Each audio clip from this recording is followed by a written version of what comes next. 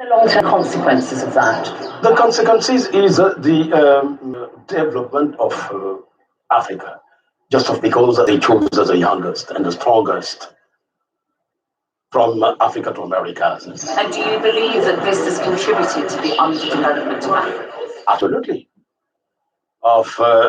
Because the population of Africa, they destroyed completely. So the African family structure, it's the first step. And the second step is in population, in terms of population in Africa. And also in terms of workers, because they need the strongest and the youngest. Eloy Colley shows me how the enslaved Africans were divided into different categories. That category there says young women and jeune filles. And then over there... temporarily unfit, because the value of a man was depending on his weight or his muscle. So that's why the minimum weight for a man was 60 kg, 120 pounds. I also noticed the very small holding cells for the recalcitrant slaves who were obviously rebelling against their captivity. Yes, absolutely. You can see how they load the slave on board. So it will explain that they don't take into consideration that they are a human being. So they would have shackles on their arms, yes, their feet bound together. Yeah. They use one chain for two slaves. One leg of the first slave, and the rest of the chain was in the second slave. And between the two legs of the slaves was attached a very big iron bowl, which was about 10 kilograms, 300 grams. Eloy Colley says the door of no return helps conjure the past horrors of what it meant to leave your home and family, never to go back. After the door was a kind of wooden bridge, but what is important to take into consideration, having this kind of a door is very useful in terms of history. What is important is exactly what's happened during that period.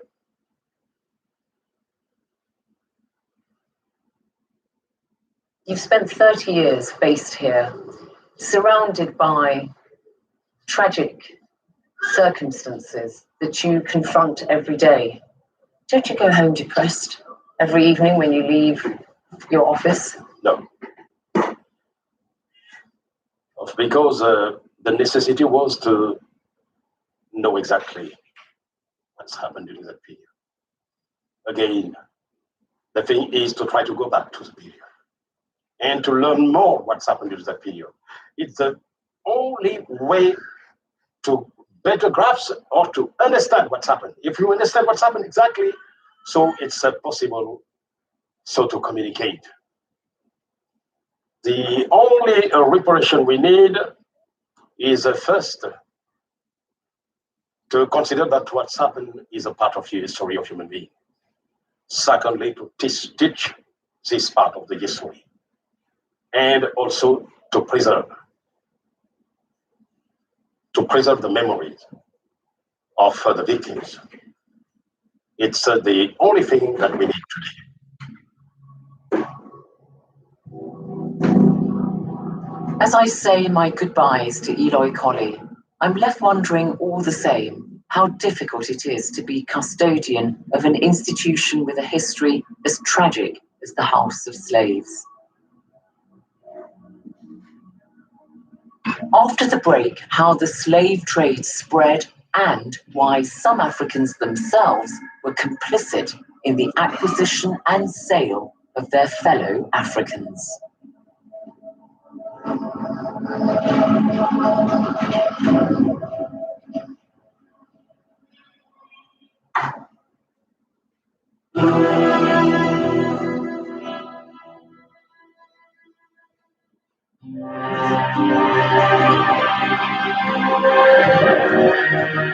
The transatlantic slave trade extended right across the West African coast. A fertile stretch of this along Nigeria today was in fact known as the Slave Coast. It was then one of the most densely populated parts of Africa and one of the most important centers for the Atlantic slave trade from the early 16th to the 19th century. The slave trade was part of a wider network known as the triangular trade.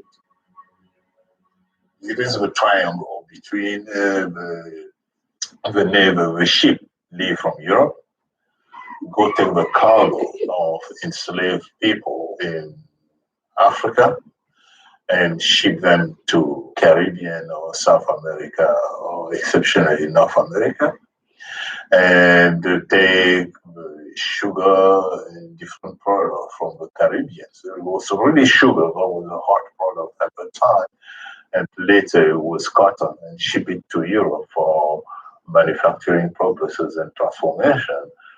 So it's what it calls a triangular trade. So the ships were never empty of cargo, yes. Human and non-human. Exactly. Whiskey, weapons, beads for Africa, humans for the Americas and Caribbeans, and sugar and different products from the Caribbean to Europe.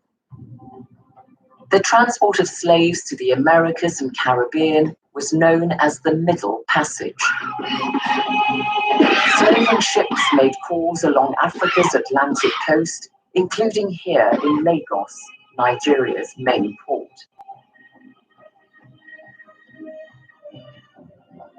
Africans were also acquired from the interior of the continent, for instance from the Kingdom of Congo, which includes territory today that makes up the Democratic Republic of the Congo and Angola.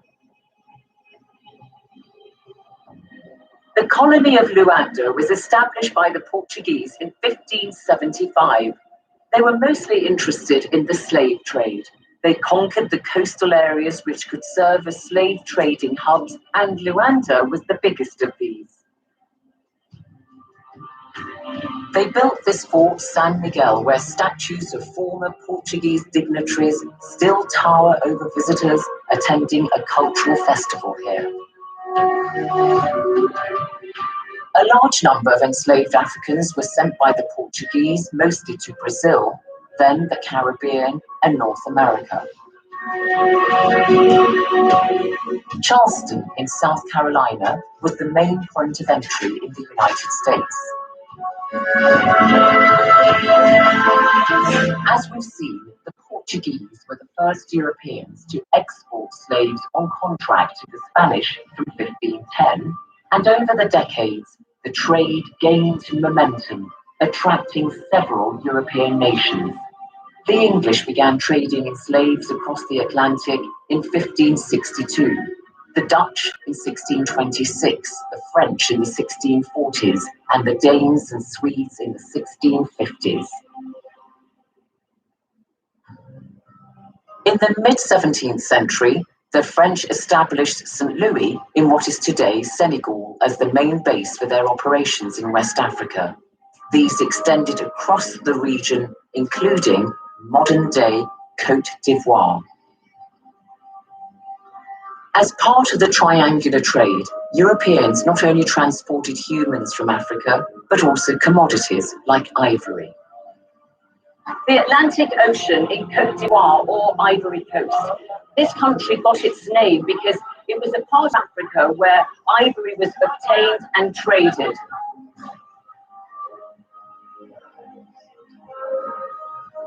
These children in Côte d'Ivoire visit the National Museum in Abidjan, where a huge elephant skull is on display, tusks and all.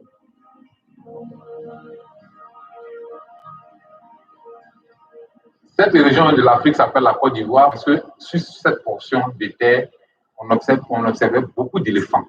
Il y avait beaucoup d'éléphants et que dans le portage vers les côtes, les esclaves transportaient plus d'ivoire pour faire le commerce avec les Européens. So the ivory trade and the slave trade really worked hand in glove. Et le commerce d'ivoire est intimement lié à l'esclavage. Ce sont les esclaves qui transportent ces ivoires et qui vont sur le comptoir de commerce. Et après, sont embarqués aussi. In fact, if ivory was in demand at all, it was for European markets mostly. because they're using it for piano, they're using it for different furnitures in elite houses in Europe. Its proportion in the trade was very minor, in fact.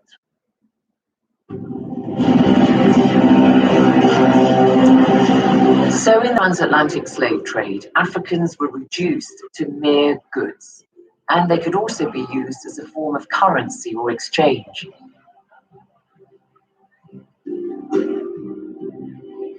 The west coast of Africa, in what is today Ghana, has grim concrete reminders of this horrific period of history.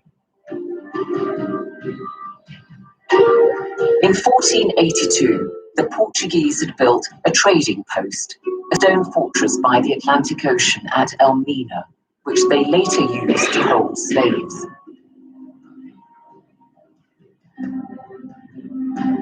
Not all countries affected by slavery have such historic monuments of the European presence, like here in the Gambia.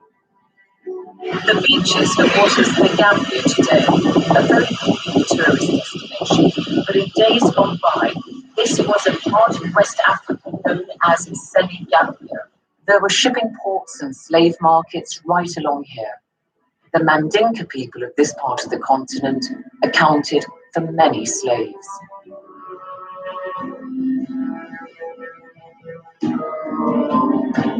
This is a sales manifest from the 18th century, written by an Englishman called Robert Hazelhurst. A cargo of 152 prime, healthy young Negroes just arrived in said ship from the river Gambia after a passage of 35 days.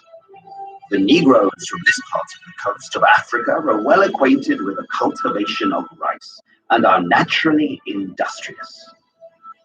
Conditions of sale.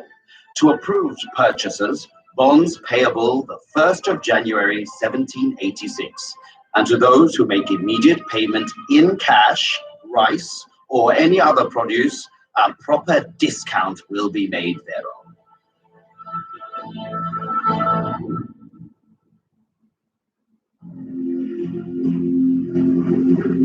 The slaves acquired for sale were at times captured by their fellow Africans, for whom this was a business that was in large part under their control.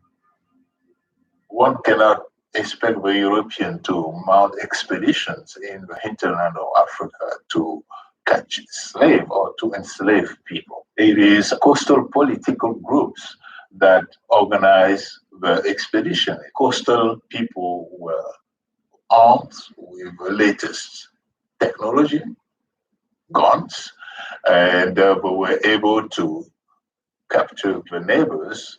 So you have this kind of economic system based on the use of lethal force to be able to provide the commodity needed for the system.